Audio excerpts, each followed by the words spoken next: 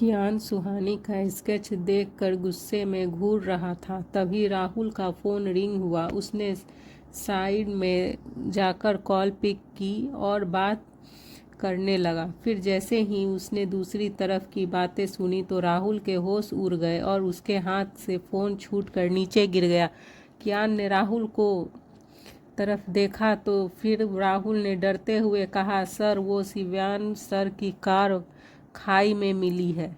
यह सुनते ही कियान की आंखें लाल हो गई। फिर राहुल ने डरते हुए आगे कहा, पर कार में शिव्यान सर नहीं है। यह सुनकर कियान ने गुस्से से तेज आवाज में कहा, लीव। यह सुनते ही सब वहां से गायब हो गए। उसकी आंखों में दर्द, गुस्सा, नफरत, इन सब के मिलने जुलने भाव थे। फिर उसने सुहानी के स्केच को उठाया और उसे बेहद नफरत से देखते हुए कहा, I will not leave you. यह कहते हुए कियान की आंखें लाल और उसका चेहरा कठोर हो गया था।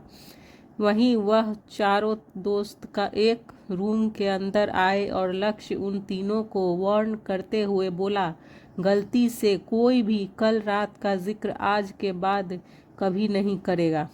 प्रणय ने न चाहते हुए भी हाँ में अपना सिर हिला दिया। इधर कई घंटे ढूंढते रहने के बाद भी शिव्यान की बॉडी उन्हें कहीं नहीं मिली। फिर इवेंट गेट कर रहा ऑफिसर अभिनव कियान के पास आया और उसे यह इन्फॉर्मेशन दी। इन्फॉर्मेशन मिलते ही कियान ने उसे कोल्ड लुक देते हुए कहा, ढूंढते रहो जब तक वह मिल नहीं जाता। उसकी बात सुनकर अभिनव ने हाँ में अपना सिर हिला दिया। फिर कियान ने राहुल को सुहानी का स्केच देते हुए कहा, ढूंढो इसे। यह कहकर वह अपनी कार में बैठकर और उसने मन ही मन खुद से कहा, तुम इस दुनिया के किसी भी कोने में क्यों ना हो, मैं तुम्हें ढूंढ निकालूंगा और तुम्हें इतनी तकलीफ दूंगा कि तुम अपनी मौत की भीख मांगोगी मुझसे। Flashback ads. कियान सोफे पर बैठा प्रिया की बातें सुन रहा था कि तभी कियान ने प्रणय के चेहरे के बदले भाव को नोट किया। फिर कियान को खुद को घूरते देख प्रणय ने जल्दी से अपना पसीना पोंछा और तभी उसकी नज़र स्टेयर्स पर खड़ी सुहानी पर गई। सुहानी को देखकर प्रणय के होश उड़ गए। फिर उसने उसे देखकर अपने मन ही मन खुद से कहा, एक स्केच के जरिए कियान ने इस लड़की को ढूंढ निकाला। अगर कियान को सब सच पता चल जाएगा तो न जाने वह हमारे साथ क्या करेगा। कियान के डेविल रूप के बारे में सोचते ही प्रणय के रोंगटे खड़े हो गए और उसका गला सूख गया। वह कियान के सामने खुद को नॉर्मल रखने की पूरी कोशिश कर रहा था, पर कियान उसे सोफे पर बैठा यमराज जैसा लग रहा था जो किसी भी पल उसकी सांसें छीन सकता था। सुहानी ने भी प्रणय की सारी बातें सुन ली थी। उसे समझ नहीं आ रहा था कि यह सब कब हुआ था और उससे इस बात की भनक तक नहीं हुई। वह बिल्कुल फ्रीज होकर वहां खड़ी थी। अब उसे समझ आ गया था कि कियान उसे इतनी नफरत क्यों करता है। वह अभी यह सब सोच ही रही थी कि तभी उसे कियान की नफरत भरी निगाहें खुद पर महसूस हुई। वह उसे ही घूर रहा था। फिर सुहानी कियान के गुस्से की गर्मी को महसूस करके डर से कांप उठी। फिर वह सोफे से उठकर सुहानी के पास गया और उसे घूरते हुए कहा, अब क्या कहना चाहोगी मिस सुहानी।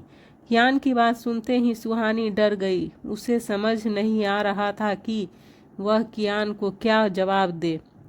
उसे तो किसी चीज की खबर नहीं थी। फिर सुहानी ने हिम्मत करके कियान से नज़रें मिलाते हुए कहा, मुझे कुछ नहीं पता इस बारे में। मैं नहीं जानती कि यह सब कब और कैसे हुआ। सुहानी की बात सुनते ही कियान की आंखें एक टक उसे घूरने लगी। उसकी आंखों में इतना गुस्सा भरा था कि ज़्यादा देर तक सुहानी उसकी आंखों को नहीं देख सकी और डर कर उसने नज़रें नीचे कर ली। फिर कियान ने आंखों को वार करते हुए चिल्लाकर उसे कहा, और कितना झूठ बोलोगी तुम, बोलो। और कितना झूठ बोलोगी। सुहानी कियान की तेज आवाज़ सुनकर डर गई और रोते हुए बोली, प्लीज़ मेरा यकीन करो, मुझे इस बारे में कुछ भी नहीं पता था। प्रणय उसे रोते हुए देख रहा था, उसे उस पर तरस आ रहा था। फिर उसने खुद से कहा, कियान हम लोगों ने और फंस गई ये बेचारी। प्रणय का मन हुआ कि वह कियान को सब सच बता दे, पर साथ ही वह अपने अंजाम के बारे में भी सोचकर डर गया और खामोश खड़ा था। फिर कियान ने सुहानी को घूरते हुए कहा, दूर हो जाओ मेरी नज़रों से, जाओ। कियान का गुस्सा देखकर वह फौरन ही अपने कमरे में चली गई और खुद को अंदर से लॉक कर लिया। फिर कियान प्रणय के पास आया और उसे घूरते हुए कहा, तुम जा सकते हो। कियान की बात सुनकर प्रणय को अपने कानों पर विश्वास नहीं हो रहा था। वह जानता था कि उसकी भलाई इसी में है कि वह तुरंत ही वहां से चला जाए। फिर प्रणय 1 मिनट भी गवाए बिना वहां से चला गया। उसके जाते ही कियान ने राहुल की तरफ देखकर कहा, नज़र रखो इस पर और उन तीनों पर भी। राहुल ने कियान की बातों का जवाब देते हुए कहा, सर वह तीनों ही इंडिया में नहीं है। यह सुनकर कियान ने घूर कर उसे देखा। कियान के गुस्से की गर्मी राहुल को अपने ऊपर महसूस हो रही थी। फिर वह तुरंत अपने सेट्स को करेक्ट करते हुए बोला, मैं आज ही अपने आदमियों को वहां भेज दूंगा। फिर वह वहां से सभी के चले जाने के बाद कियान ने सोचते हुए खुद से कहा, कुछ तो ऐसा है जो अभी तक छुपा हुआ है। मेरा भाई इतना भी कमज़ोर नहीं है कि एक लड़की के वजह से अपनी जान दे दे। आज इस लड़की की आंखों में मैंने सच्चाई की झलक देखी है। कहीं यह लड़की सच तो नहीं बोल रही है? क्या ये सच में इनोसेंट है? कियान ने खुद से ही सवाल किया। वहीं प्रणय जब कियान के विला से निकलकर बाहर आया तभी उसका फ़ोन रिंग हुआ। उसने फ़ोन की डिस्प्ले पर लक्ष्य का नाम फ्लैश होता देख कॉल रिसीव करके गुस्से में उसे कहा, यह सब तेरी वजह से हुआ है। याद रख, अगर कियान को मेरे ऊपर शक हुआ तो मैं तुम तीनों को भी नहीं छोड़ूंगा। लक्ष्य ने उसे शांत करते हुए कहा, किसी को कुछ पता नहीं चलेगा, बस तू अपना मुंह बंद रखना। फिर प्रणय को समझाते हुए उसने आगे कहा, तूने उसे कुछ बताया तो नहीं? प्रणय उसकी यह बात सुनकर बोला, आज भी एक एक बात याद है मुझे उस रात की, पर मैंने उसे वह सब नहीं बताया। जितना तूने कहा था बस उतना ही बताया है। फिर प्रणय ने आगे कहा, कियान ने उस स्केच वाली लड़की को भी ढूंढ निकाला है। वह लड़की उसके साथ कियान के विला में ही रह रही है। उसकी बात सुनते ही लक्ष्य खुश हो गया और उसने बेफिक्र से कहा, यह तो और भी अच्छी बात है। अब सारा शक कियान ओबरॉय का उस लड़की पर ही जाएगा। तभी उसने उसे बीच में रोकते हुए कहा, तुझे अपना दोस्त कहते हुए भी मुझे शर्म आ रही है। खुद को बचाने के लिए तू अपना किया उस बेचारी लड़की के सिर पर मर रहा है। तभी लक्ष्य प्रणय की बात इग्नोर करते हुए बोला, कियान ओबरॉय की जिंदगी में कोई लड़की नहीं थी। अब हमारी वजह से उसकी ज़िंदगी में एक खूबसूरत लड़की आ गई। यह तो अच्छा है ना, ब्यूटी की ज़िंदगी में बिस्ट और बिस्ट की ज़िंदगी में ब्यूटी का होना। वहीं दूसरी तरफ म्यूनिसिपल कॉर्पोरेशन ऑफिसर में एक आदमी अपने कैबिनेट में बैठा काम कर रहा था। वह म्यूनिसिपल कॉर्पोरेशन ऑफिस का हेड था। वह एक ईमानदार ऑफिसर था और उसका नाम अमित शुक्ला था। फिर अचानक उसके कैबिन का डोर ओपन हुआ और बिना उसकी परमिशन के एक शख्स 3 पीस सूट पहने हाथ में एक छोटा सा ब्रीफ केस लिए अंदर आया। फिर वह आदमी अमित शुक्ला के सामने बैठ गया और अपना ब्रीफ केस उसके सामने टेबल पर रख दिया। बहुत तारीफ सुनी है उसकी। लोगों का कहना है कि आप एक बहुत ईमानदार आदमी है। यह कहकर उस शख्स ने ब्रीफ केस को ओपन कर दिया। ब्रीफकेस में बहुत सारे पैसे थे। यह देखकर अमित शुक्ला पैसों को इग्नोर करते हुए उसके बराबर में रखे पेपर्स को उठाकर पढ़ने लगा। फिर उसने पेपर को पढ़ने के बाद उन्हें टेबल पर रखते हुए कहा, जिस जमीन पर आप अपना कॉम्प्लेक्स बनाना चाहते हैं वह जमीन गवर्नमेंट की है। आप एक सरकारी जमीन पर कॉम्प्लेक्स नहीं बनवा सकते, यह इनलीगल है। यह सुनकर वो सामने बैठा वह आदमी नकली हंसते हुए बोला, आप साइन कर दीजिए, यह लीगल हो जाएगा। पूरे 100 करोड़ का प्रोजेक्ट है। फिर उस आदमी ने अमित शुक्ला को देखते हुए आगे कहा, इस ब्रीफ केस में पूरे 100 करोड़ हैं। आप चाहे तो मेरे बॉस को आपको और भी दे सकते हैं, बस आपको सिर्फ एक साइन ही करना है। यह आपके एक साइन की कीमत है। सारी जिंदगी बीत जाएगी आपकी इतना पैसा कमाने में जितना मेरे बॉस आपको इस पेपर पर साइन करने के बाद देंगे।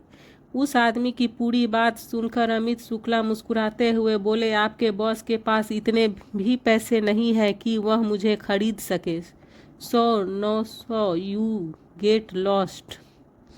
अपनी बेइज्जती होती हुई देखकर उस आदमी ने चेयर से उठते हुए कहा, परमिशन तो मेरे बॉस लेकर रहेंगे, फिर चाहे वह आप अपनी मर्जी से दे या फिर बिना मर्जी के।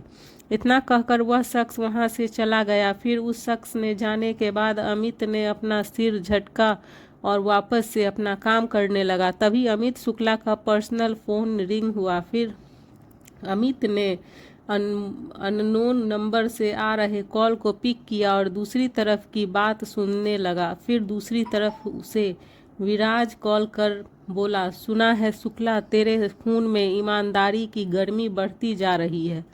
विराज की बात सुनकर अमित ने गुस्से से कहा, कौन हो तुम और क्यों कॉल किया है तुझे मुझे?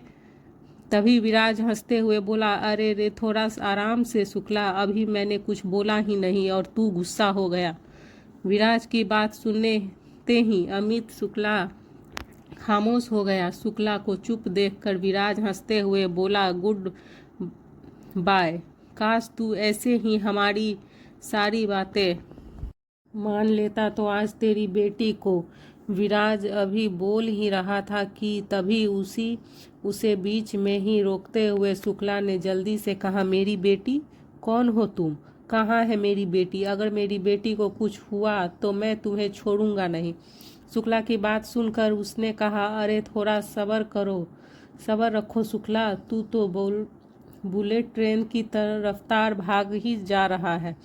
अमित शुक्ला एक बार फिर शांत होकर विराज की बातें सुनने लगा। फिर विराज ने आगे कहा, मैं विराज बोल रहा हूँ, राघव का राइट हैंड। तूने पेपर्स पर साइन करने से मना किया तो मैंने तेरी बेटी को उठवा लिया। अब तेरे पास आधा घंटा है, तू उन पेपर्स पर साइन कर दे और हमारे पास ले आ, नहीं तो आधे घंटे में तेरी बेटी हमारे बीच होगी और फिर तू तो अच्छे से जानता है हमारे बारे में। विराज ने जानबूझकर अपनी बात को अधूरा छोड़ दिया और कॉल कट कर दिया। उधर अमित शुक्ला कॉल पर हेलो हेलो करता रह गया। फिर कॉल कट होने के बाद शुक्ला रोते हुए खुद से बोला, अगर मैंने साइन कर दिए तो हजारों लोग बेघर हो जाएंगे और अगर साइन नहीं किए तो वे लोग मेरी बेटी के साथ। यह कहते हुए शुक्ला रोने लगा। तभी उसका प्यून चाय लेकर अंदर आया और उसे शुक्ला को रोते हुए देखकर घबराते हुए उससे पूछा, सर क्या हुआ आपको? आप रो क्यों रहे हैं? रोते हुए अमित शुक्ला ने अपनी प्यून को सारी बातें बता दी। फिर प्यून ने शुक्ला की सारी बात सुनकर कहा, सर राघव से तो सभी डरते हैं, कोई भी उसके खिलाफ नहीं जाता, पर एक शख्स है जो अपने सामने राघव को भी झुका देता है। यह सुनते ही शुक्ला ने अपने आंसू पोंछे। उसे प्यून की आंखों में उम्मीद की झलक दिख रही थी। फिर शुक्ला ने हड़बड़ाते हुए प्यून से कहा, जल्दी बताओ कौन है वह? प्यून उसकी बात का जवाब देते हुए बोला, आप नए हैं न यहाँ, इसीलिए आप उनके बारे में नहीं जानते। मुंबई का किंग है वह, कियान ओबरॉय। शुक्ला ने यह नाम सुनते ही जल्दी से कहा, कहाँ मिलेंगे वह मुझे। प्यून ने उसकी बात पर कहा, वह किसी से नहीं मिलते, पर हाँ उनका मैनेजर है, वह सारे काम हैंडल करता है, आप उससे जाकर मिल सकते हैं।